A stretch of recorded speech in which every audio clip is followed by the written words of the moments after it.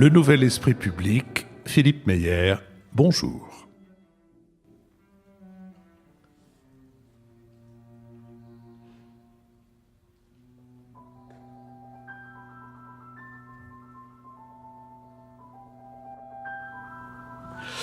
Bonjour, merci de nous avoir rejoints pour cette émission en public depuis l'école alsacienne, que je remercie une nouvelle fois de nous accueillir dans son théâtre qui est absolument plein.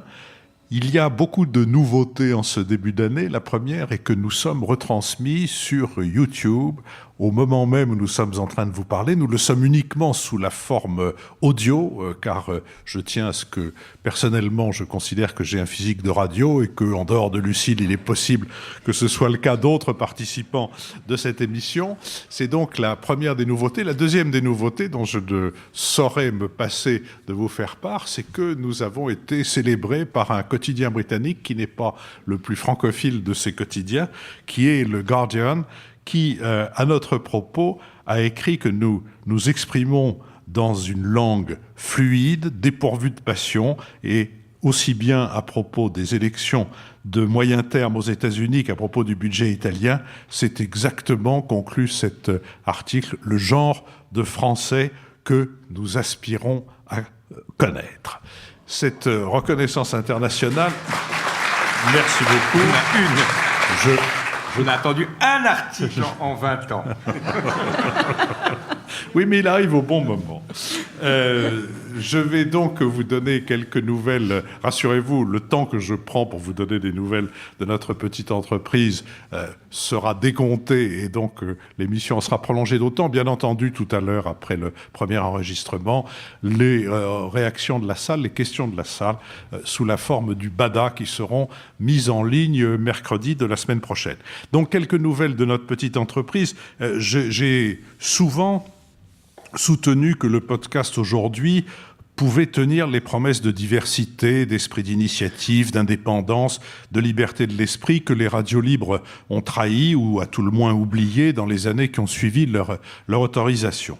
Évidemment, je ne pense pas que les podcasts puissent jamais atteindre, et moins encore dépasser, les audiences des radios hertziennes.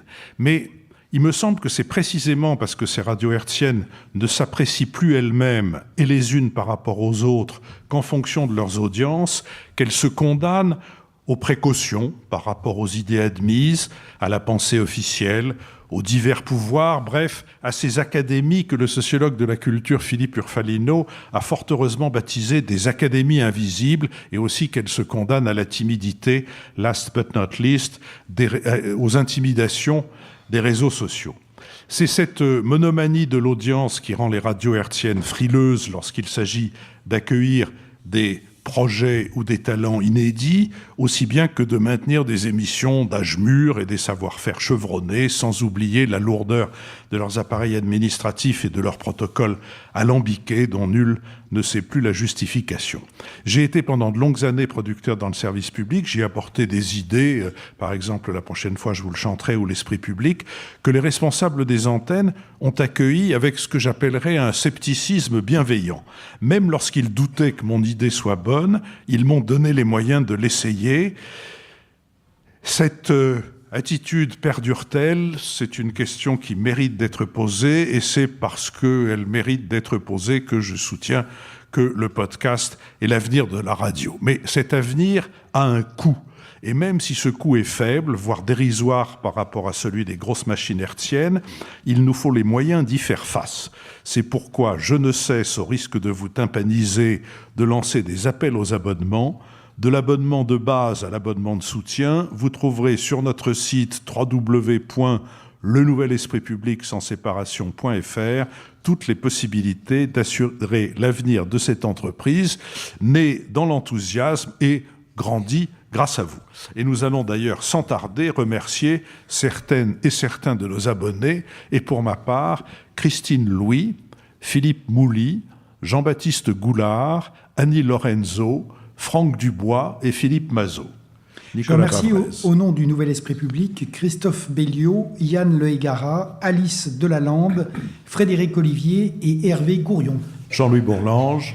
Oui, bien moi je remercie Jean-Yves Erard, Armand Suchet, Suzanne Bonnet, Valérie Blaiseau et Vincent Barthes. Lucille Schmitt. Et moi, je remercie Benjamin Wiesenfeld, Claire Bisson, Diane Souffron, Luc Aguirre et Gilles Lonqueux. Lionel Zinsou. Toute notre gratitude à Alexander Tirel, Thomas Joindeau, Josiane Baruton, Éric Trousseband, Christiane Carrier. Merci. Nous allons maintenant essayer d'éclairer certains éléments de l'actualité de la semaine écoulée et nous commencerons par le 9e acte des Gilets jaunes. Hier, samedi, 84 000 manifestants ont participé à cet acte 9. Cela aura été l'occasion de constater que depuis le 19 novembre, le théâtre des opérations de ce mouvement ne cesse de se démultiplier et de se déplacer. Certaines villes comme Bordeaux et Toulouse sont des foyers importants et constants de manifestations. Au moins 5000 participants au défilé organisé hier dans ces deux villes, à peine moins qu'à Paris, où les manifestants étaient 8000, dont 74 ont été placés en garde à vue. À l'appel de certaines figures historiques du mouvement, 6000 personnes se sont rassemblées à Bourges, ce qui place cette ville juste après la capitale pour le nombre de manifestants.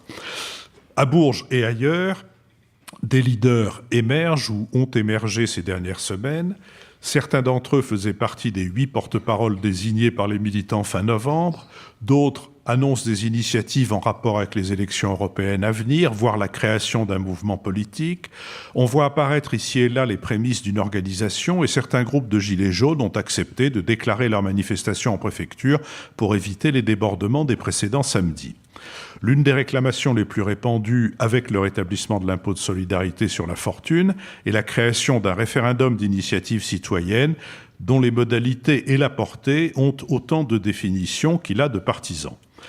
Les demandes d'augmentation du pouvoir d'achat et de baisse de certaines taxes sont constantes, mais beaucoup des revendications dont on a connaissance sont saugrenues ou inconséquentes, tandis que d'autres paraissent manipulées par des lobbies ou par des groupes politiques. Et tandis que le Rassemblement national et la France insoumise affirment qu'il existe des liens de parenté entre eux et les Gilets jaunes, le gouvernement n'a pas d'interlocuteur patenté à la veille du lancement du grand débat national dont l'organisatrice, Chantal Joanneau, vient de lui faire faux bond, après que la publication de son salaire a suscité une vive agitation sur les réseaux sociaux et au-delà. Emmanuel Macron tente d'apaiser les tensions en se rendant personnellement au contact des Français, comme il s'apprête à le faire dans l'heure, mardi prochain. Et le chef de l'État adressera également aux Français en début de semaine prochaine la lettre qu'il avait promise lors de ses vœux. Sur cette question, Lucille Schmitt. Oui, merci Philippe. Vous nous aviez posé une question pour cette reprise d'émission du Nouvel Esprit Public, c'est comment en sortir. Je crois que c'est ça qui est important et on voit bien qu'en ce début d'année, on est à l'acte 9 des Gilets jaunes. On sait que quand une pièce de théâtre est bonne, il faut un dénouement, il faut 3 actes maximum. Et donc moi je pense que le sujet aujourd'hui, c'est d'écrire en ce début d'année une nouvelle pièce de théâtre où les acteurs seraient infiniment plus nombreux que les Gilets jaunes d'un côté et Emmanuel Macron de l'autre. On le sait bien et d'ailleurs le premier à l'avoir dit, c'est Laurent Berger. On le sait bien, la question des corps intermédiaires, des contre-pouvoirs est posée maintenant d'une manière extrêmement forte et de plus en plus forte depuis qu'Emmanuel Macron a été élu. Il a été élu contre l'ancien monde, les partis politiques et les syndicats. Il s'est targué d'avoir installé un nouveau monde. Mais le sujet, c'est que le nouveau monde doit être structuré et il ne faut pas jeter le bébé avec l'eau du bain. On a besoin, pour construire une démocratie, d'avoir ces corps intermédiaires, ces personnalités, aussi ces voix qui représentent la démocratie. L'un des paradoxes du mouvement des Gilets jaunes, vous venez de le rappeler, Philippe, c'est que petit à petit, des voix émergent en son sein, une structuration démocratique apparaît, à côté par ailleurs d'actes de violence qui sont très répréhensibles et qui ont un impact important sur l'activité économique. Il serait paradoxal qu'en face, le discours d'Emmanuel Macron soit par exemple de dire qu'il ne va pas recevoir les syndicats parce qu'il va se consacrer au grand débat national dont les contours sont pour le moins flous et qui n'apparaît pas comme une sortie de crise à ce niveau-là.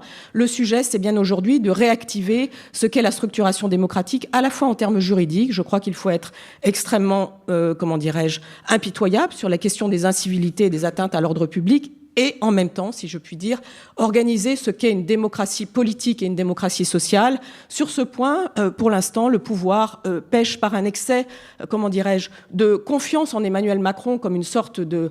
je ne sais pas comment le dire, est-ce Jupiter, mais en tout cas, on ne peut plus croire en Jupiter après les Gilets jaunes, et ça, c'est un point important. Deuxième sujet important également, pour en sortir, il faut avoir en tête, et on en parlera dans la deuxième partie de l'émission, que nous avons une perspective politique qui est celle des élections européennes, et aujourd'hui, le mouvement des Gilets jaunes essaime en Europe. On voit bien, par exemple, que du côté de l'Italie, du côté du mouvement 5 étoiles, Luigi Di Maio dit qu'il va organiser des gilets jaunes à l'échelle des Yellow Jackets, comme on dit aujourd'hui en Angleterre, à l'échelle européenne. Faisons attention à ce qu'après avoir été un modèle en termes de renouvellement du monde, aujourd'hui, les gilets jaunes deviennent une sorte de modèle au niveau européen. C'est un danger. Troisième chose que je voulais dire, il me semble que la question des voix de la Macronie est posée aussi en termes de gouvernement et de parlement. Je crois que Nicolas parlait des institutions. Je crois qu'il faut redonner de l'importance aux institutions et qu'aujourd'hui, les députés de La République En Marche, d'une certaine manière, peut-être que Jean-Louis en parlera mieux que moi, ne sont pas devenus députés à part entière. Pourquoi ? Parce que ils sont certes attaqués au nom d'Emmanuel Macron dans leurs locaux parlementaires. Ils sont insultés, ils reçoivent des menaces de mort, ils sont la cible des incivilités, mais la question de leur voix politique est posée. Comment fait-on pour donner à la démocratie française, d'Emmanuel Macron, des voix politiques qui permettent de structurer un avenir commun ? Je crois que c'est un projet qui est un beau projet et dans lequel à la fois les syndicats, les parlementaires, les citoyens qui ne sont pas gilets jaunes peuvent peser, et ce, dans une perspective où les élections arriveront fin mai et où il est temps de réagir. Lionel Zinsou. Écoutez, comment en sortir ? Moi, je crois que le grand débat va être très intéressant. Ça commence très bien puisque, grosso modo, personne n'y croit. Donc, il vaut beaucoup mieux partir dans le scepticisme général, en ne voyant pas du tout comment ça va s'organiser, comment les plateformes vont fonctionner, avec le scepticisme des maires qui disent que ça ne les regarde pas, grosso modo. Et donc, au fond... Pour l'instant, tout le monde a l'impression que ça va être un échec, ce qui est beaucoup mieux que s'il y avait des attentes extrêmement positives et exigeantes. En réalité, pour que ce soit représentatif, il faudrait qu'il y ait plus de 300 000 personnes que le mouvement des Gilets jaunes a atteint au début, à l'acte 1, 2, 3. Donc c'est mobiliser quelques centaines de milliers de personnes pour que ce soit représentatif.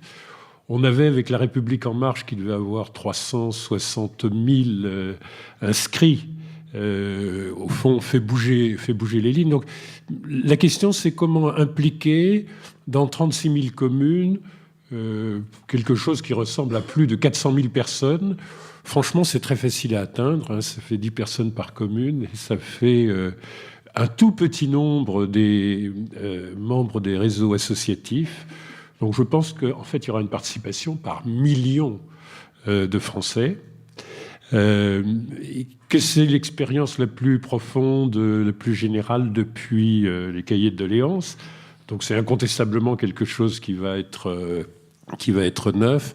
On voit très bien quelques grandes lignes de changement institutionnel sur lesquelles il va y avoir débat. Enfin donc, moi je pense que c'est une des façons d'en sortir et qu'elle est positive. Je crois aussi qu'il faudrait rompre avec quelque chose qui est très curieux, notamment quand vous observez la France d'un petit peu plus loin que les frontières françaises, c'est le discours de la misère, d'une crise profonde, d'une mauvaise conscience terrible des élites qui accompagne ce mouvement des Gilets jaunes.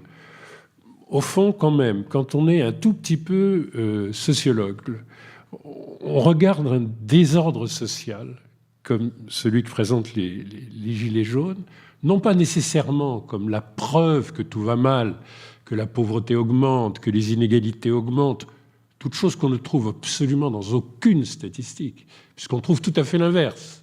On trouve un record de croissance en 2017, une progression de l'égalité unique parmi les pays de l'OCDE depuis le début de la crise. On trouve une année record de pouvoir d'achat.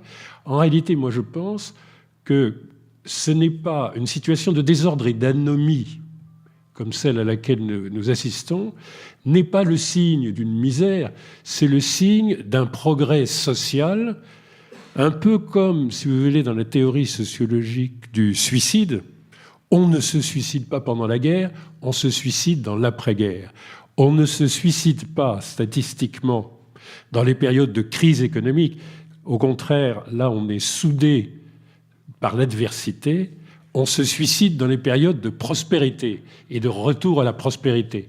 Le mouvement des Gilets jaunes est un peu un mouvement de désordre social anomique qui traduit, la dynamique du progrès social, qui est très forte, mais qui laisse un certain nombre de gens exclus. Même si les progrès en moyenne sont très forts, il y a des exclus qui ne participent pas de la moyenne, et c'est beaucoup plus insupportable, au fond, de se sentir marginalisé et exclu dans une période de retour à l'emploi, de retour à la croissance, de retour à un modèle social efficace. C'est beaucoup plus difficile à supporter. Donc, partons de l'idée que le mouvement est un mouvement signe de prospérité dans une situation où une partie des classes moyennes se sont trouvées marginalisées par rapport à la majorité. Et partant de ceci, qui est plus positif que le discours du misérabilisme, faisons confiance au débat pour essayer de ramener ces exclus, qui ne sont pas les plus pauvres, mais ces exclus des classes moyennes, exclus du progrès social moyen. Essayons petit à petit de voir le côté positif du débat qui s'ouvre. Nicolas Bavrez.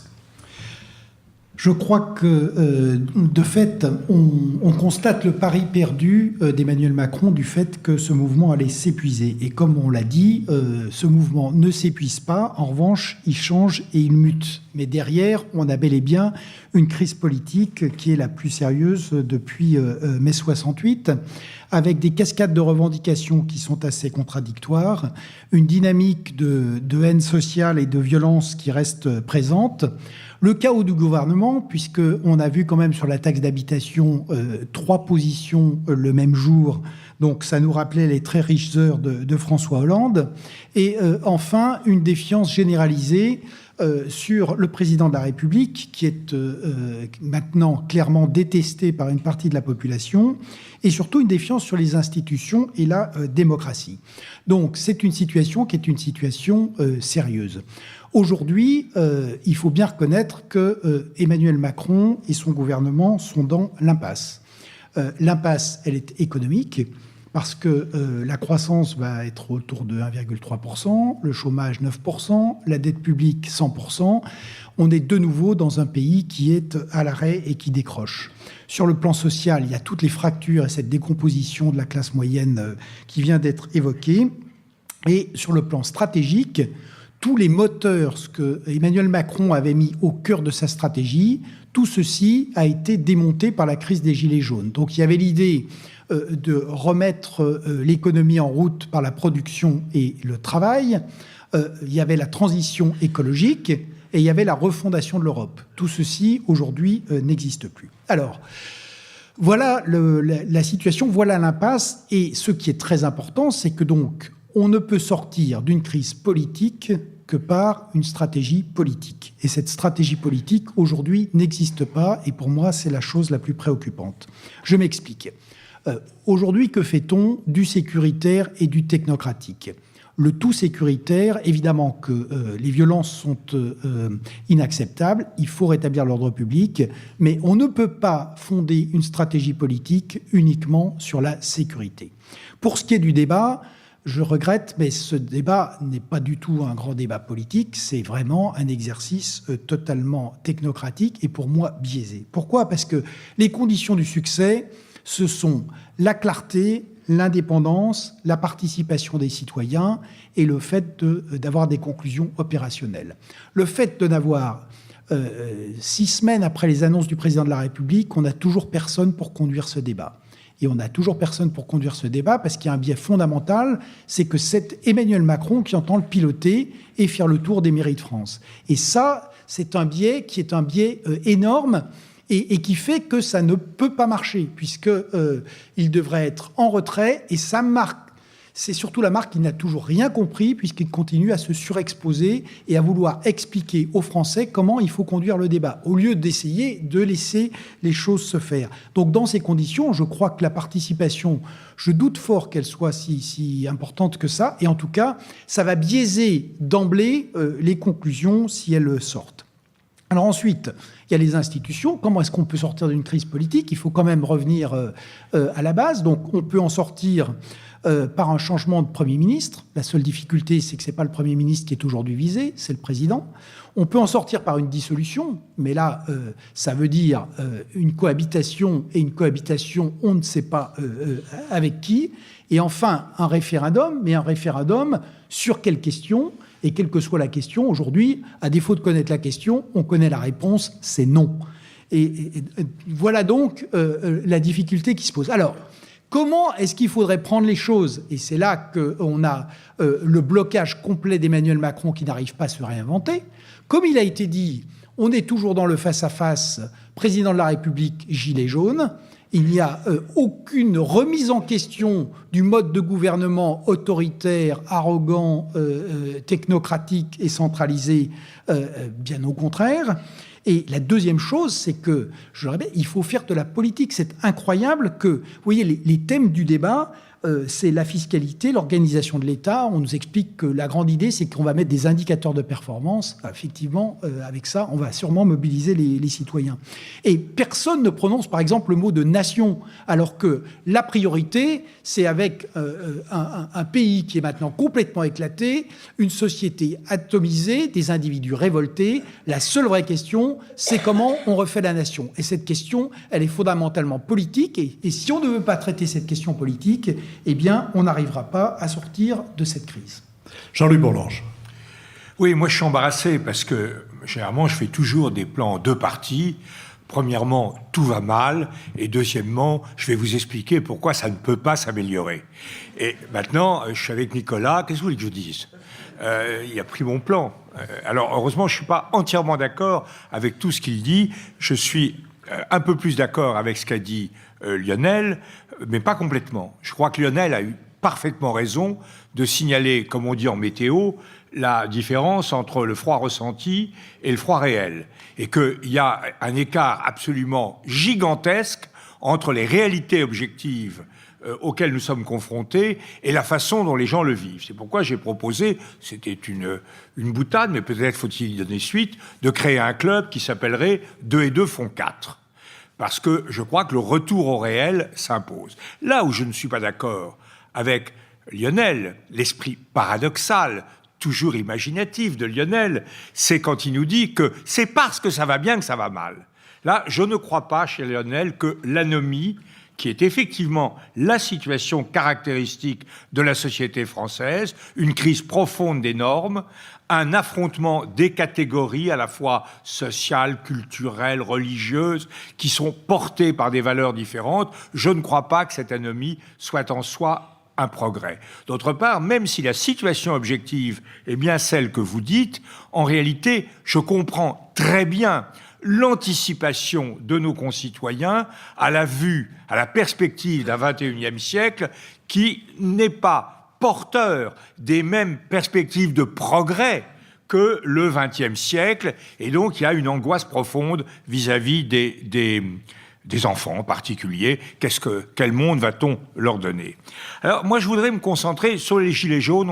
On a tout est dit, redit, etc. Certainement, il y a encore beaucoup de choses à dire, mais je voudrais me concentrer sur le problème du débat, parce que en tant que parlementaire, je sais pas, Lucie m'a dit, je sais pas très bien ce que je peux répondre à Lucie, donc je ne répondrai pas sur est-ce que les parlementaires ont un rôle. Je peux dire que dans mon cas, la réponse est non. Bon, mais sauf d'être à Nouvel Esprit Public, mais comme vous savez, c'est pas nécessaire d'être parlementaire pour y être. Donc encore raté, caramba, encore raté. Bon, mais en revanche, sur le débat, je suis inquiet parce que je crois effectivement qu'il y a une idée, mais que cette idée que tout ça repose sur une interprétation fausse de ce qu'est la politique et de ce qu'est un débat politique.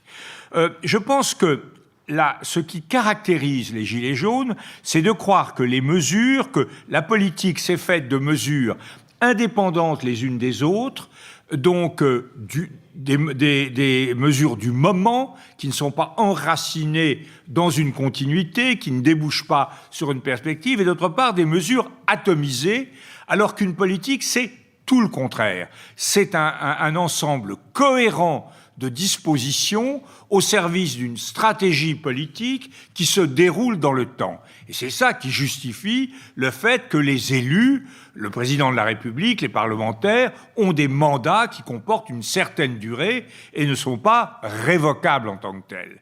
Ça, c'est quelque chose de très important. Moi, je me rappelle, un homme m'avait profondément marqué dans ma jeunesse, c'était un gaulliste de gauche, illustre juriste, René Capitan. Il avait fait une critique à partir de la Ve République de Montesquieu. J'aime beaucoup Montesquieu, mais sur ce point-là, je suis d'accord avec Capitan. Il disait ce que Montesquieu n'a pas compris, c'est qu'il n'y a pas simplement un pouvoir exécutif. Le pouvoir exécutif est un pouvoir soumis. C'est en réalité le pouvoir de l'administration. Et Capitan disait le pouvoir gouvernemental est d'un autre ordre. Parce que gouverner, ça veut dire indiquer l'orientation, définir le mouvement législatif. Capitan définissait le pouvoir gouvernemental comme un démembrement du pouvoir législatif, car il disait, sans pouvoir gouvernemental, le législatif, ça serait 600 initiatives parlementaires incohérentes, instantanées, ça ne formerait pas une véritable politique. Donc je crois que le pouvoir d'initiative, ce que d'ailleurs Sarkozy a formulé à sa manière assez bien en disant « le leader toujours en avant ». Bon, c'est une formule très sarkozienne, mais je crois qu'il a raison. Et donc je suis très gêné dans ce débat précisément par l'effacement officiel du président de la République. Je crois qu'il devait lui-même fournir la matière du débat, non pas le fermer, mais non pas l'enfermer, non pas le fermer, mais faire articuler par des gens, par des commissions compétentes, des projets cohérents, complets, qui seraient alors là soumis au débat, à la délibération, à la contre-proposition, éventuellement à la sanction référendaire, la façon de tourner la difficulté du référendum. Rappelez-moi la question, mais ma réponse est non. La façon de le tourner, c'est évidemment de faire un référendum à questions multiples. Mais enfin, ça pose le problème de cohérence que j'évoquais tout à l'heure. Mais en tout cas, il faut avoir ça. Et là, le grand défaut de dire le gouvernement va regarder, le gouvernement va s'abstenir, le président va être indépendant, ça a deux conséquences. La première, c'est l'accusation de manipulation occulte. On dit c'est pas vrai, hein, il dit qu'il fait pas, il va faire. Donc on dit parce qu'il faut bien que quelqu'un forme ce débat et la formation occulte apparaîtra comme assez évidente. Et deuxièmement, ça met en cause même le principe de son pouvoir. Parce que qu'est-ce qui est en cause actuellement? C'est la légitimité de l'Assemblée nationale, c'est la légitimité du gouvernement, et c'est par-dessus tout la légitimité du président de la République. Eh bien, ce n'est pas en s'abstenant, en disant, écoutez, moi, je joue aux abonnés absents, on va voir ce qu'un peuple épars sur les ronds-points, etc., va produire, et puis je regarderai après. Non, je crois que le président devrait donner, à partir des grandes directions, des grands sujets qu'il a fixés, devrait donner vraiment des orientations cohérentes et qu'il devrait, je termine là-dessus, se consacrer à une chose en l'essentiel, une chose pour l'essentiel, c'est de revoir les modes de fonctionnement du pouvoir. C'est-à-dire que nous ne pouvons pas continuer avec un Parlement qui fonctionne comme il fonctionne. Nous avons besoin de proportionnel, nous avons besoin d'un règlement de l'Assemblée tout à fait différent, nous avons besoin de pouvoir accru du Sénat sur tout le volet territorial des compétences, nous avons besoin de partis politiques qui existent, on ne peut pas s'accommoder de la pyramide à l'envers qu'est la République en marche, il faut des partis au centre, à droite, à gauche, mais il faut des partis. Donc il y a toute une réflexion sur la décentralisation, tout cela c'est le cadre, c'est l'enveloppe, comme disait le général de Gaulle, la Constitution est une enveloppe, c'est le cadre, et c'est ce cadre-là que le président devrait mettre principalement en jeu dans le débat. Mais voilà ce que je veux dire, mieux distinguer les institutions. Bon, très bien. Vous avez raison, c'est pas la peine que je résume, c'était très clair. C'est la différence avec 2018, c'est que Jean-Louis Bourlange fait bref. Alors Lucille Schmitt. Lucille Schmitt, il va. Alors, moi, deux choses. D'abord, je voulais dire que lorsqu'Emmanuel Macron a été élu, il venait des rangs du Parti socialiste et que même si peut-être certains ont voté pour lui à contre-cœur au deuxième tour, il y avait une attente par rapport à ses origines politiques sur le fait de penser le volet social de sa politique. Et ce qui me semble assez clair, c'est que dans la revendication des Gilets jaunes, il y a quelque chose qui montre en creux que la politique sociale, la pensée sociale d'Emmanuel Macron est profondément déficiente. Et là-dessus, je ne suis pas d'accord avec Lionel, je suis prête à en discuter même hors émission. Je pense que le fait qu'il y ait en septembre une présentation du plan pauvreté d'Emmanuel Macron, c'est-à-dire, rappelons-nous que l'idée était de consacrer 8 milliards d'euros sur 4 ans à la lutte contre la pauvreté et que juste après, le mouvement des Gilets jaunes apparaisse et qu'à travers ces témoignages, qui sont des témoignages poignants, on ne peut pas y répondre seulement par des indicateurs macroéconomiques ou le taux de croissance. Les indicateurs, ils sont aussi individuels et c'est bien une des difficultés auxquelles sont confrontés les politiques, c'est que quand une mère, une famille monoparentale, c'est-à-dire une mère de famille seule avec 2, 3 enfants, qui peut être caissière quelque part, qui fait 2 heures de trajet par jour, voire 3, pour aller à son travail, qui gagne le SMIC, explique ce qu'il en est, quelque part, ce témoignage politique est plus fort que tous les discours d'Emmanuel Macron. Il est individuel, il ne représente pas, par rapport aux 66 millions de Français, quelque chose en termes quantitatifs, mais il représente quelque chose en termes politiques. Donc nous avons en face de nous 2 langages, 2 mondes parallèles qui ne communiquent plus, et ça, je crois que c'est un point important. Et du coup, la question de comment Emmanuel Macron a réussi assez rapidement, mais pas seul, entouré aussi d'une bande de courtisans, à transformer ce qui représentait un espoir extrêmement fort en une forme de désespoir populaire, est quelque chose d'important à considérer. On ne peut pas seulement dire « la France va bien ». Je crois qu'il y a quelque chose autour de « la France va bien » et « la France va mal » en même temps, qui est à prendre en considération. La troisième chose que je voulais dire, c'est qu'évidemment, on n'a pas parlé de l'opposition, on n'a parlé que d'Emmanuel Macron, de Jean-Louis Bourlanges, des députés de La République En Marche. Il faut aussi parler du fait qu'on a affaire à une opposition qui est totalement nulle, c'est-à-dire qu'on a en face de nous une inanité parlementaire. Je ne sais pas si c'est de l'anomie, je ne sais pas ce que c'est, mais en tout cas, c'est sauf qui peut, et en même temps, tirons sur Emmanuel Macron comme si c'était un programme. Donc la vérité, c'est que tous les sondages disent que, par exemple, les Français, dans leur écrasante majorité, suivent les Gilets jaunes et rééliraient Emmanuel Macron. Donc c'est ça aussi l'espèce de contradiction et de paradoxe auquel nous avons à faire face. Nous sommes devant une situation où il n'y a pas qui que ce soit pour remplacer Emmanuel Macron, et en même temps, il y a une montée populaire qui est à la fois sociale et démocratique. La question du référendum d'initiative citoyenne, c'est pas un hasard. Et d'ailleurs, quand le Premier ministre dit « j'y serais favorable dans certaines conditions », il a quelque part une assez bonne intuition sur l'idée qu'il faut proposer aussi une réponse institutionnelle et pas seulement des mesures, genre, il a donné quand même 10 milliards d'euros du jour au lendemain. Et ce qui se passe, c'est qu'il y a un acte neuf des Gilets jaunes. Donc il y a un moment où la question qui est en cause n'est pas seulement l'argent ni le pouvoir d'achat. Lionel Sinsou. Oui, alors je vais persister et signer. C'est-à-dire que non seulement c'est clairement parce que le pays va beaucoup mieux, donc je suis vraiment tout à fait à l'inverse du tableau de mon excellent ami Nicolas Bavresse, c'est parce que le pays va beaucoup mieux que ceux qui ne vont pas mieux par rapport à la moyenne, sont dans une situation intolérable et, au fond, créent ce désordre social parce que être les exclus d'une prospérité qui se reconstitue, c'est bien pire que d'être solidaire dans l'adversité. Et là où je repersiste et je resigne, c'est que dans les situations d'anomie, les réformes elles-mêmes créent des désordres sociaux considérables. Pourquoi ? Parce que dans une situation anormale, anomique, de désordre social, on perd ses repères dès lors qu'on ne sait pas vers où on va. Et c'est là que le débat est très important. En plus, il va falloir réfléchir sur où va-t-on.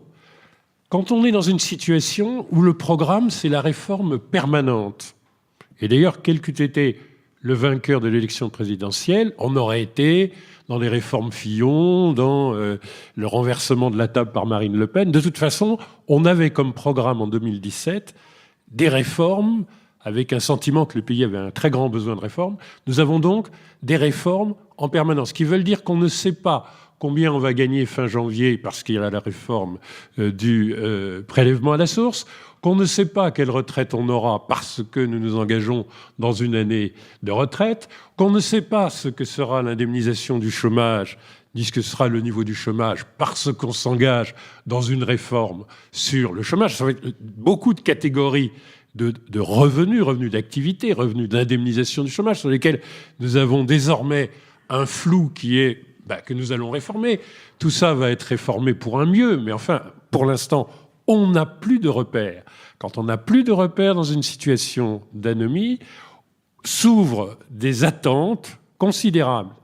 Et ce que Durkheim appelait le mal de l'infini, c'est-à-dire il y a désormais, parce qu'on a perdu les repères, puisqu'on est en situation de réforme tous azimuts, dans une attente qui fait qu'on peut avoir n'importe quel type de revendication, puisqu'on n'a plus des éléments de régulation sociale.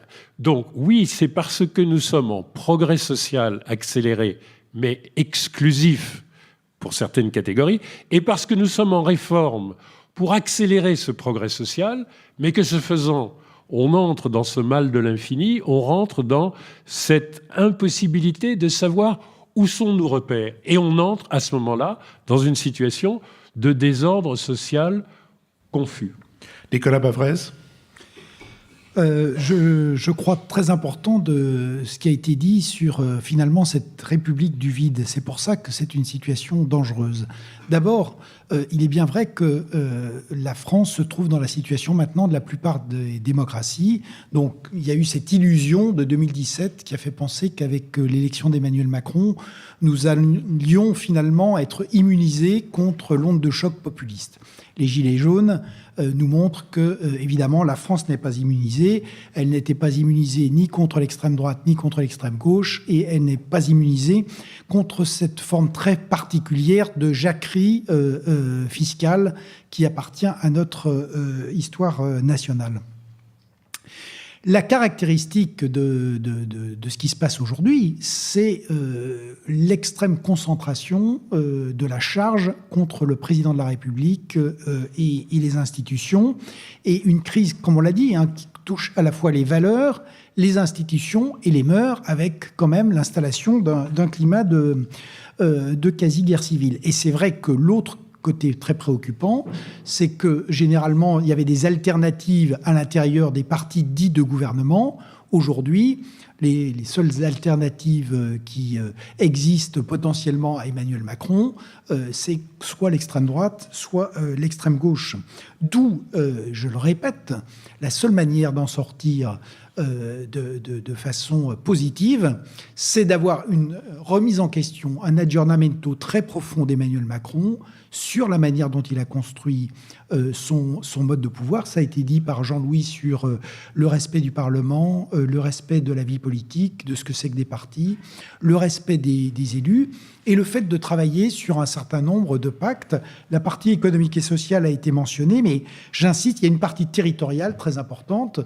C'est vrai que un nouvel acte de la décentralisation est indispensable. Il faut faire exactement l'inverse de ce qui a été fait jusqu'à présent, c'est-à-dire plus de responsabilités pour les élus, mais en même temps un encadrement strict, notamment financier, pour éviter les dérapages. Il faut travailler sur l'accès aux services publics, et puis ce nouveau pacte citoyen et la manière de refaire la nation. C'est ça qui devrait être au cœur aujourd'hui de la reconstruction de la relation entre les citoyens et la démocratie. Jean-Louis Bourlanges. Oui, je crois, Lucile, que ce ne sont pas les plus pauvres qui sont en cause dans cette affaire.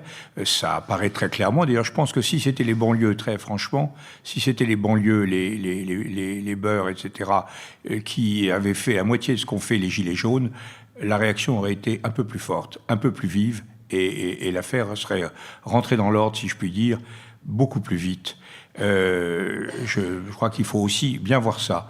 Ce ne sont pas les populations les plus en détresse qui ont manifesté, ce qui ne veut pas dire que leur détresse ne soit pas profondément significative et ne doivent pas être prises en compte. Donc c'est pourquoi je suis beaucoup plus sensible aux arguments sur l'anomie, sur le manque de normes, sur le fait que les gens ne savent plus dans quelle société ils sont, ils ne savent plus dans quel pays ils sont, ils ne savent plus ce qu'est la France par rapport à l'Europe, ce qu'est l'Europe par rapport au monde, ils ne savent plus ce qu'est l'Alliance Atlantique, ils ne savent plus tout un ensemble de choses Et effectivement, en plus des remarques sur l'insécurité, sur le revenu, etc., que faisait Lionel, il y a une très grande inquiétude. Ils savent simplement qu'ils vont être confrontés à des Indiens, à des Chinois, à des Africains qui sont sans doute plus dynamiques, qui sont aussi intelligents, sinon plus intelligents qu'eux, alors qu'avant on croyait qu'on n'avait pas de pétrole, mais etc. C'est pas vrai. Bon, on n'a pas de pétrole toujours, mais on n'a pas plus d'idées que les autres, loin de là. Donc tout ça crée une très grande inquiétude. Et quand on voit le système social, c'est là où on voit que c'est quand même limité, parce que regardez le chômage. Sur les trois choses, nous sommes des trois pays, hein, le Royaume-Uni, l'Allemagne et la France, nous sommes le pays où l'indemnité de chômage est la plus forte et la plus longue et la moins conditionnée par des contraintes de réembauche. Bon, c'est ça. Si on changeait tout cela, on gagnerait du pognon, comme dirait l'autre. Mais ça serait effectivement un choc très important. Le système la situation des personnes âgées, on voit très bien. L'OCDE a publié, le directeur des affaires économiques de l'OCDE a publié récemment un papier dans les Échos, je crois, où il montrait très parfaitement que les Français étaient ceux qui connaissaient le moindre décrochage de leurs revenus de retraite par rapport à leurs revenus d'activité, qu'ils avaient en moyenne des revenus plus élevés que les actifs et qu'ils avaient évidemment un patrimoine supérieur. Ce qui ne veut pas dire que nous ne soyons pas dans des situations difficiles. Mais quand je vois effectivement un gilet jaune de Mayenne, une dame qui dit « j'ai 2000 € en Mayenne, je peux pas vivre », là ça pose un problème parce que de toute manière le niveau du PIB divisé par l'ensemble des habitants, ça permet pas d'arriver à des mutations très profondes. Donc ce n'est pas une situation, c'est une situation d'inégalité ressentie, d'injustice ressentie, mais ça ne débouche pas précisément sur une analyse, sur un diagnostic réel. Alors, moi, je crois... Alors, une dernière remarque. Ce qui me trouble, c'est que je n'ai pas vu depuis 2 mois une seule proposition véritablement entraînante, véritablement capable de changer les choses. La comparaison, Lionel, implicitement, et il avait parfaitement raison, les références de Lionel, c'était l'Ancien Régime et la Révolution de Tocqueville. Car toute l'analyse que fait Lionel, c'est effectivement la même que celle que Tocqueville fait en disant c'est pas quand les choses vont de mal en pis qu'elles sont le plus mal ressenties, c'est au contraire quand elles s'améliorent. Mais la grande différence entre la situation de la fin du XVIIIe siècle, c'est que les gens du XVIIIe siècle étaient portés par une vision extrêmement cohérente d'un ordre social différent. Là, c'était vraiment le nouveau monde par rapport à l'ancien monde. Il y avait quand même derrière eux Voltaire, Montesquieu, Rousseau, tout le mouvement encyclopédiste, toutes les sociétés de pensée analysées par Cochin, qu'est-ce que le tiers-état de Sieyès, tout ça était porteur d'une vision extraordinairement cohérente, sans doute d'ailleurs exagérément dogmatique, ce qui a provoqué des problèmes. Là, on est dans une situation de vide profond, de désespoir individualiste. La crise de la démocratie représentative, je peux la résumer de la façon suivante. Je ne peux pas supporter la démocratie représentative parce qu'elle introduit une distance insupportable entre moi et les décisions qui s'appliquent à moi. C'est ça le problème. Bon, et là, on n'en sort pas. Donc, il faut vraiment retricoter l'affaire dans son ensemble et donc avoir une position qui est décalée par rapport aux revendications que nous entendons. Et à partir du moment où on est dans cette situation décalée, on est dans une situation de mise en suspicion. Je vous remercie. Je vous propose que nous nous décalions un peu de nous-mêmes et que nous nous intéressions à la situation en Europe pour laquelle 2019 pourrait bien être une sorte d'annus horribilis. Depuis le 1er janvier, c'est la Roumanie qui exerce la présidence du Conseil de l'Union européenne pour une durée 6 mois. Le pays est agité par le projet d'une réforme judiciaire qui permettrait notamment de gracier des individus accusés de corruption. Cette réforme est proposée par Liviu Dragnea, qui est actuellement à la tête du Parti social-démocrate roumain et qui est lui-même accusé de détournement massif de fonds européens. La Roumanie n'est pas le seul pays de l'Union à faire aujourd'hui fi des règles démocratiques européennes. La Hongrie et la Pologne ont multiplié ces dernières années les atteintes à l'indépendance du pouvoir judiciaire et s'en sont pris aux organes anticorruption. Toutefois, depuis quelques mois, ces gouvernements sont défiés par leur propre opinion publique. La Hongrie, par exemple, connaît un fort mouvement hostile à la réforme du temps de travail instaurée par le gouvernement de Viktor Orban à la mi-décembre. Au sud de l'Europe, les courants anti-européens ou populistes sont vivaces. Aux élections régionales de décembre, la deuxième plus grande et plus peuplée des 17 communautés autonomes d'Espagne, l'Andalousie, a mis fin à 36 ans de pouvoir socialiste, grâce au soutien du parti d'extrême droite Vox, qui a remporté 12 sièges. Quant à l'Italie, après avoir affiché son soutien aux Gilets jaunes la semaine dernière, son ministre de l'Intérieur, Matteo Salvini, cherche à forger des alliances entre extrême droite et droite dure en vue des élections européennes. En témoigne son récent déplacement à Varsovie pour y rencontrer les dirigeants du parti Droit et Justice, actuellement au pouvoir en Pologne. C'est dans ce contexte que l'Union européenne va devoir affronter en cette année 2019 un agenda chargé auquel figure le Brexit, dont la date est fixée au 29 mars prochain si les négociations entre Theresa May et son Parlement aboutissent, ainsi que les élections européennes qui se tiendront les 23 et 26 mai prochains dans 27 États membres et à l'issue desquels 705 députés seront élus. Sur cette question, Nicolas Bavrez. D'abord, sur l'agenda, c'est vrai que c'est une année décisive pour l'Europe. Il y a un troisième événement qui est très important, en plus du Brexit, dont on va voir dès le 15 janvier quel tour il prend. Et ici, c'est le tour d'un nouveau référendum, d'une absence d'accord ou de nouvelles élections législatives au Royaume-Uni. Au-delà aussi des élections européennes, il y a un troisième événement qui est très important, c'est la succession de Mario Draghi à la tête de la Banque centrale européenne. Il ne faut jamais oublier que c'est Mario Draghi qui a sauvé l'Europe en 2015, après les erreurs multiples de son prédécesseur, M. Trichet, et que c'est Mario Draghi qui a piloté la stratégie du quantitative easing et la baisse des taux, voire même les taux négatifs, qui ont permis finalement d'assurer la survie de la monnaie unique. Donc sa succession est un élément qui est très important. Il ne faut jamais oublier que dans le système européen, l'homme qui a le plus de pouvoir, c'est le président de la Banque centrale européenne. Alors, la situation de l'Europe, c'est vrai que là aussi, il y a une part de grande difficulté, une situation un peu désespérante. Donc, en 2017, l'idée était née avec l'élection d'Emmanuel Macron, qu'on avait une sorte de coup d'arrêt au populisme et que réforme de la France, refondation de l'Europe allait fonctionner de concert. Tout ceci, donc, s'est bloqué totalement en 2018, la réforme de la France avec les Gilets jaunes, et puis la refondation de l'Europe avec les avatars et la fin de cycle politique de Madame Merkel, plus la poussée populiste en Italie et ailleurs. Donc aujourd'hui, on se retrouve dans une position qui est l'inverse de 2017, c'est-à-dire remonter des risques, le risque économique avec une croissance qui va diminuer autour de 1,5%, et puis des difficultés qui viennent aussi du fait que l'Europe devient la variable d'ajustement de la guerre commerciale et technologique entre les États-Unis et la Chine. Des risques évidemment aussi politiques. Au-delà des élections européennes, c'est frappant de voir qu'après l'Allemagne, un autre pays qu'on croyait immunisé contre l'extrême droite et qui était l'Espagne, se trouve avec le mouvement Vox, et que par ailleurs, on voit se créer ce début d'international de la démocratie libérale entre l'Italie, Orban et les pays du groupe de Visegrad. Donc, remontée des risques d'un côté et paralysie de l'Union de l'autre à cause de cette divergence sur les valeurs.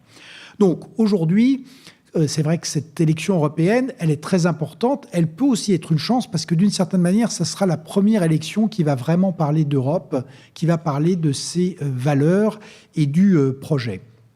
Dans les sources d'espoir, je crois jusqu'à présent, les populismes ont eu effectivement beaucoup de champs et d'espace qui a été donné par la faiblesse des partis traditionnels et le fait que beaucoup de partis traditionnels étaient tétanisés. Ce qui a été dit est vrai, c'est que si vous les regardez froidement, ces populismes, eux aussi commencent à être dans la tempête. Si vous regardez le Brexit, c'est quand même une catastrophe, un chaos inouï pour le Royaume-Uni qui va sortir complètement brisé économiquement, socialement, politiquement de cette aventure complètement déraisonnable. Regardons les Italiens. Si vous voulez, le fait que c'est quand même l'Europe qui finance l'Italie à travers la garantie sur l'euro fait que le gouvernement anti-système a dû beaucoup moduler sa position. C'est payé évidemment d'une grande agressivité envers la France.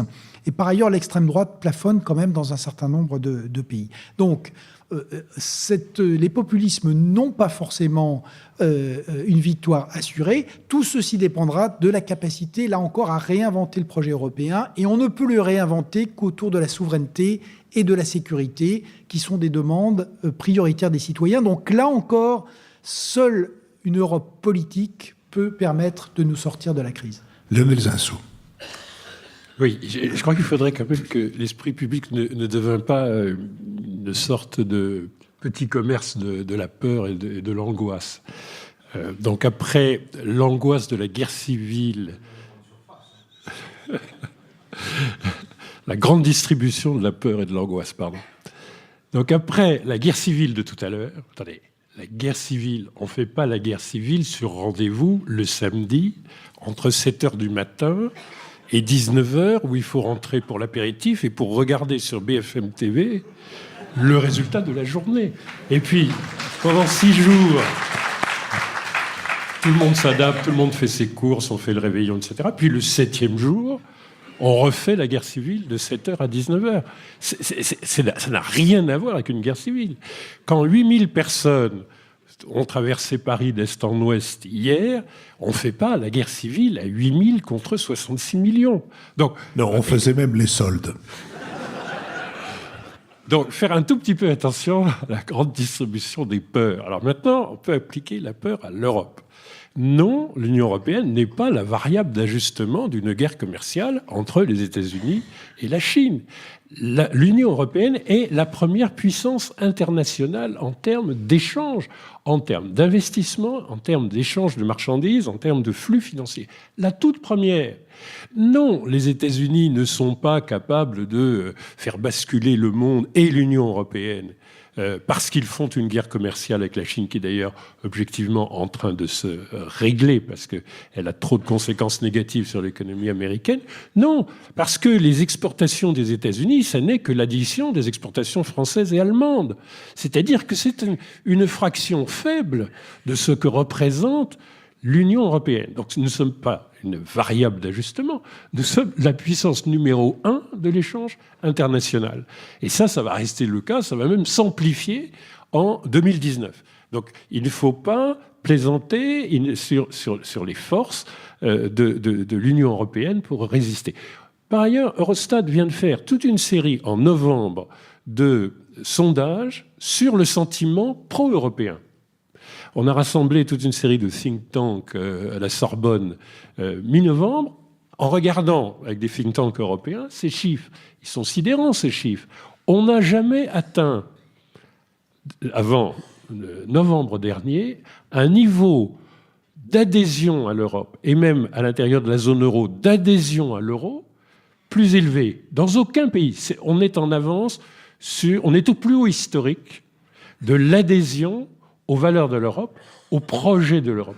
Le plus haut historique. Alors, évidemment, ça va être assez singulier, puisque la France, qui elle-même est à son plus haut niveau historique d'adhésion au projet européen, va voter probablement pour 2 extrêmes, plus éventuellement une liste de guerre civile, une liste de gilets jaunes. Donc on aura 12 députés européens gilets jaunes pour faire la guerre civile à Strasbourg. Mais en attendant, on va avoir curieusement probablement un total de voix sur des partis anti-européens qui sera supérieur à la majorité, ce qui va être extrêmement troublant, et ça va être un des chocs en ce qui concerne l'Europe du printemps prochain. Il n'empêche, on est au niveau le plus élevé de l'addition, et ce dans chacun des pays européens. Lucille Schmitt. Oui, moi ce que je voulais dire, c'est que l'attachement à l'Europe ne signifie pas l'attachement à cette Europe-là, à ces institutions européennes-là. C'est-à-dire que je crois que le sentiment européen est très fort. Je crois qu'il progresse d'autant plus d'une certaine manière que le débat sur être contre l'Europe existe. Et d'ailleurs, le paradoxe du Brexit, c'est qu'on n'a jamais vu des manifestations aussi fortes depuis les manifestations contre la guerre en Irak que depuis qu'il y a le Brexit. C'est-à-dire que les Remainers, ceux qui ont décidé de se mobiliser pour l'Europe, au Royaume-Uni, ce qui est quand même une sorte de paradoxe, puisqu'on sait bien que la place du Royaume-Uni en Europe a toujours été une place particulière et un petit peu en dehors, ou toujours très critique, I want my money back. C'est depuis que l'idée de quitter l'Europe est explicite, et l'idée même d'un deuxième référendum, qui semblait quelque chose quand même de totalement exotique, est en train de progresser et de devenir réaliste. Donc c'est un des paradoxes, et moi je me rappelle de 2005, lorsqu'il y avait la campagne pour ou contre le traité constitutionnel européen. À ce moment-là, le sentiment pro-européen, y compris de ceux qui ont voté non, mais qui ne voulaient pas de cette Europe-là, était posée. Donc la question qui est devant nous aujourd'hui, c'est quel type d'Europe sera défendu par quelle liste, et y compris par des listes qui se diront pro-européennes, mais qui diront il faut réformer les institutions. Quand Nicolas nous dit, au fond, c'est Mario Draghi qui est le principal personnage politique de l'Union européenne, c'est une vraie question. Pourquoi n'est-ce pas Jean-Claude Juncker? Et d'ailleurs, tant mieux si c'est Mario Draghi et pas Jean-Claude Juncker. Mais la question qui est posée, c'est vraiment pourquoi est-ce qu'on a un président du gouvernement de l'Europe qui est quelqu'un d'aussi peut-être très politicien, peut-être très habile, mais en tout cas qui ne brille pas par son charisme. Donc la question... C'est très injuste, mais je suis sûre que là-dessus, on va avoir une discussion forte avec Jean-Louis. Donc, la question qui est posée... Forte, mais bref. Mais bref. La question qui est posée, c'est pourquoi est-ce qu'au niveau institutionnel, on vient de le dire d'ailleurs pour Emmanuel Macron, pourquoi est-ce qu'il n'y a pas ces voix de l'Europe? L'Europe, quel numéro de téléphone? Ça continue à être vrai. Donc, Kissinger, de quand ça date? Des années 70. Je voulais juste terminer par un petit témoignage. J'étais en Pologne, où a eu lieu la COP24.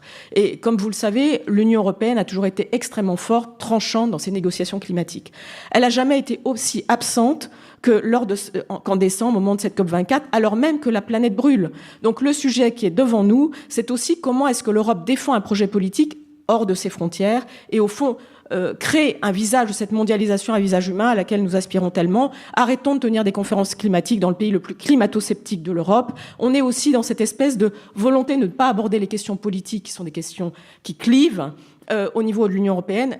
Il faut en finir avec cette Europe du flou. Jean-Louis Bourlanges. Oui, moi je suis toujours gêné face aux questions sur l'Europe, parce que je crois à la profondeur de la crise. Et quelles que soient les enquêtes d'opinion, parce que les gens sont spontanément pro-européens, de même qu'ils ils sont pour la paix, pas pour la guerre, etc. Mais ça n'a pas forcément des conséquences effectives. Et d'ailleurs, on le voit bien sur le plan électoral. Et en même temps, je suis quand même extrêmement réservé sur les critiques adressées à l'Union européenne en tant que telle. Parce qu'il me semble que s'en prendre à l'Union européenne, c'est comme si les membres du SCI s'en prenaient à la SCI, alors que c'est eux les propriétaires de l'appartement en question. Et donc, ce sont les États, les gouvernements, des gouvernements élus dans des conditions démocratiques par des peuples et dans le cadre de partis tout à fait qui ont pignon sur rue. Donc, je crois qu'il y a une façon de se défausser sur l'Union européenne, de même qu'on dit il faut que l'État cesse de vivre au-dessus de ses moyens, comme si le déficit budgétaire n'était pas d'abord l'ensemble des dépenses de transfert qui sont mal organisées en France, et non pas le fait que le président de la République gagne ou fasse une piscine ou pas de piscine à Brégançon, ce qui est totalement dérisoire. Donc je crois qu'on est dans une difficulté. Moi, il me semble que l'Europe, pas l'Union européenne, mais l'Europe est profondément en crise. Non pas en crise sur les termes qu'emploie Lionel, c'est-à-dire les indices, les potentiels économiques, les potentialités économiques, tout ça est vrai, mais en crise morale. Elle a, comme on dit aux États-Unis, un problème de destinée manifeste qui est évident. Alors cette crise, elle vient de loin. Crise des partis. Dès le milieu des années 90, on a un effondrement des partis libéraux sociaux européens qui ont dominé depuis 50. Crise des institutions. Dès le traité de Nice, on a une remise en cause des systèmes communautaires qui avaient été assez parfaitement peaufinés, notamment à Maastricht, au profit de ce qui est, en fait, un système souverainiste. Car maintenant, toutes les décisions importantes sont prises par le Conseil européen, Conseil dit de la dernière chance, 35 conseils de la dernière chance successifs, en absence totale. D'ailleurs, Mme Merkel avait théorisé ça, en opposant la méthode de l'Union, c'est-à-dire la méthode intergouvernementale, à la méthode communautaire. Crise du modèle économique. on a fonctionné depuis 50 sur un modèle économique keynésien modéré. On voit bien que depuis le milieu des années 90 et plus encore avec la crise, on a une opposition de plus en plus dure entre un keynésianisme échevelé d'un côté porté par une gauche de plus en plus radicale et un ordolibéralisme de plus en plus réticent au transfert. Crise du modèle international. C'est quand même une crise très importante. On vivait dans un système à coulisses issu d'Yalta où l'Europe était cohérente entre elles, adossée aux États-Unis et menait un combat contre les méchants, contre l'empire du mal. Maintenant, c'est fini. On n'a plus de solidarité atlantique véritable. On a un condominium hostile américano-chinois qui semble s'organiser sur notre dos, et plus les Russes. Et nous sommes totalement divisés sur la façon d'aborder cette affaire-là. Enfin, crise de la démocratie. Il se passe quand même ce qu'on a reconstruit l'Europe dans les années 50 sur un pacte libéral et démocratique. Après la période... maintenant, il est sévèrement mis en cause à l'est et même au sud de l'Europe. Donc ce qui caractérise la situation, c'est le dissensus. Pas la guerre civile, mais le dissensus et l'incapacité à former, à définir entre nous une ligne commune. Alors, ce qui me rassure un peu, et ce qui va dans le sens de ce qui a été dit sur les institutions, c'est qu'il n'y a qu'une seule chose qui résiste, qui a résisté, c'est effectivement la Banque Centrale Européenne. Je serais moins sévère pour Trichet que mon ami Nicolas. Je crois que Draghi a exploité, indépendamment des gestions conjoncturelles, a mis en place quelque chose qui était dans la ligne de ce qu'avait fini par faire Trichet. Mais ce qui me paraît frappant, c'est que cette institution, la Banque Centrale Européenne, qui a joué son rôle, qui est la seule institution européenne qui n'a pas été la mouche du coche, mais le coche, le cheval du coche, elle a tiré le coche, cette institution est respectée. Tous les populistes de droite ou de gauche sont obligés de s'incliner devant la réalité de l'union monétaire, non pas qu'ils aiment, mais ils le reconnaissent. Ils reconnaissent son effectivité, son intérêt, sa puissance. Et donc je me dis, et c'est là le paradoxe dans lequel nous sommes, que dans ce qu'on appelle le déficit démocratique, ce qui manque à l'Europe, ce n'est pas le démos, parce qu'effectivement, M. Draghi, il est choisi un peu comme ça, et que les institutions, y compris Juncker, sont choisies de façon parfaitement démocratique. Mais ce qui manque, c'est le kratos, l'effectivité, la capacité à agir, le fait de faire de l'Europe autre chose que la mouche du coche. Et là, c'est le paradoxe absolu, c'est qu'il faudrait donc un pouvoir institutionnel fort, mais que le malheur, le malaise et la frustration qui secouent nos opinions les conduisent au contraire à se claquemurer dans des solidarités de plus en plus étroites, dont la solidarité finale est la ZAD. Donc, le développement de ce paradoxe dans le BADA, c'est-à-dire les échanges avec le public qui suivront cette émission, car l'heure a sonné de notre dernière séquence, la séquence des brèves. Personnellement, je l'inaugurerai en recommandant à tous ceux qui ont aimé cette émission que je trouvais formidable, qui est née à la télévision belge et qui s'est ensuite propagée sur la télévision française, sur la chaîne FR3 à l'époque. L'émission s'appelait Striptease et son producteur, son concepteur, son espèce de pirlouite avec cette espèce de génie particulièrement belge, je dirais, de l'humour et d'une insolence bon enfant, j'ai nommé Marco Laminche, publie un livre qui à la fois reprend ce qu'a été Striptease, en raconte la genèse, les développements, et qui, pour tous ceux qui ont aimé cette émission, qui d'ailleurs est disponible en DVD, en font revivre les meilleurs moments. Nicolas Bavrez. Je voulais recommander d'abord la lecture du livre de Salman Rushdie, La Maison Golden. C'est une espèce de conte, une fantaisie qui parcourt les États-Unis et les années Obama et les années Trump. Et ce livre est un excellent roman et qui dit beaucoup à la fois sur l'Inde et les États-Unis. Et puis, vous recommandez aussi d'aller voir le film Leto sur le groupe de rock russe Underground Kino dans les années 80. Le réalisateur a été emprisonné par Vladimir Poutine. Le film a été fini par son équipe. Et c'est un film qui est tout à fait intéressant, avec peu de moyens, mais beaucoup d'intelligence. C'est une grande réussite et je pense que les gens que Poutine emprisonne méritent par ailleurs d'être soutenus. Lionel Zinsou.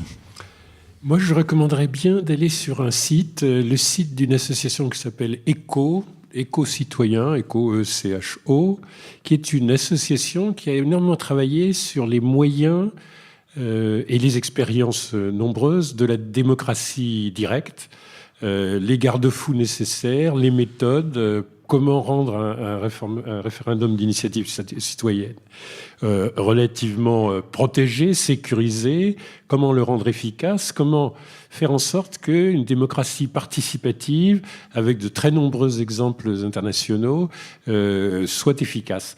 Allez sur ce site, vous verrez que ça va nourrir le grand débat et qu'il y a beaucoup de moyens connus d'améliorer la démocratie participative. Lucile Schmitt. Oui, moi je voulais recommander la lecture d'un roman. C'est un roman de Jean Rollin qui s'appelle Le Traquet kurde, qui est absolument passionnant. Alors Jean Rollin, vous le savez peut-être, il adore l'ornithologie, il parle beaucoup d'oiseaux en fait dans ses romans.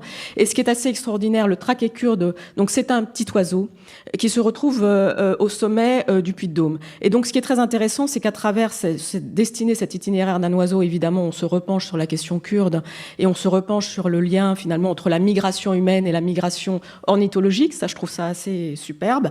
Et ensuite, ce qui est passionnant dans ce livre, au moment où on s'interroge sur le Brexit, sur l'histoire du Royaume-Uni, c'est qu'on revient sur l'histoire impériale, en fait, de la Grande-Bretagne, et on voit à travers des grandes figures, dont celle de Laurence d'Arabie, Laurence d'Arabie, le Traquet kurde, tout ça est au fond une manière de raconter la mondialisation romanesque, mais qui manque terriblement aujourd'hui à notre manière de le raconter politiquement. Ce roman de Jean Rollin a d'ailleurs reçu le prix Alexandre Vialat. Jean-Louis Bourlange.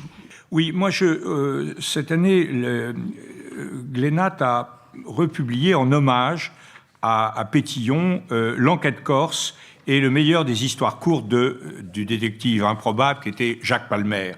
Et ceux qui lisaient et qui lisent toujours Le Canard enchaîné ont ressenti un immense vide avec la disparition de Pétillon, et je trouve qu'il est tout à fait sain et heureux qu'on ait republié cette enquête corse. Je l'ai relu, et je dois dire que j'ai été ressaisi comme par le même enthousiasme, la même hilarité, la même fantastique adhésion que quand je l'avais lu la première fois. C'est une lecture, une vision de la Corse qui est absolument hilarante, mais qui a deux caractéristiques. Elle est d'abord, elle est sans complaisance à l'égard des Corses, dont elle montre les travers, mais elle est également extrêmement pleine de tendresse pour les Corses. Et à l'inverse, s'agissant des continentaux, eh bien, il n'y a aucune sorte d'acrimonie, de justification d'acrimonie dans la condamnation des Corses, car les continentaux sont présentés eux-mêmes, que ce soit les policiers, les touristes, ceux qui payent l'impôt révolutionnaire, comme de pauvres vers. Donc tout le monde en prend pour son grade, et en même temps c'est un numéro d'ethnographie amusant, d'ethnographie humoristique, absolument formidable. Tout le monde en prend pour son grade, les mais tout le monde a références la de sympathie l'ensemble pour ça. de nos recommandations sont sur notre site. Je vous rappelle que nous sommes partenaires de l'hebdomadaire Le 1, qui est consacré cette semaine à la France de Houellebecq, puisque l'année 2019 s'ouvre en littérature avec la parution de Sérotonine, le dernier roman d'Udi Michel Houellebecq, et que cette fiction nous plonge dans le réel en nous confrontant à une révolte d'agriculteurs en proie à la mondialisation. C'est donc un pays pulvérisé par le libéralisme que entend décrire Michel Houellebecq. Cette émission a été préparée avec Charlotte Montier. Je remercie l'École alsacienne qui nous a accueillis et Christian Saury, ainsi que Charles Dessila, grâce à qui cette émission est retransmise. Nouvelles écoutes, notre producteur, et Julien Neuville. Et je remercie aussi le public dont le nombre et l'attention est pour nous un constant et tonique soutien. Merci.